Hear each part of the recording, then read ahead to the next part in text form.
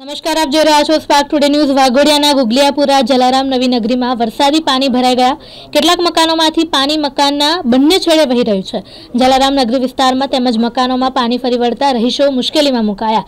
ઘરમાં જમવાનું બનાવી શકાય તેવી પરિસ્થિતિ પણ ન હતી। લોકોને ઘરની બહાર નીકળવું પણ મુશ્કેલ હતું। ત્યારે પૂર્વ ધારાસભ્ય મધુભાઈ શ્રીવાસ્તવની દીકરી નીલમબેન શ્રીવાસ્તવે પોતાની ટીમ સાથે પહોંચી જલારામ નગરના રહીશો માટે જમવાની વ્યવસ્થા કરી ટ્રેક્ટર દ્વારા લોકોના ઘરે ઘરે પહોંચીને જમવાનું પહોંચાડ્યું।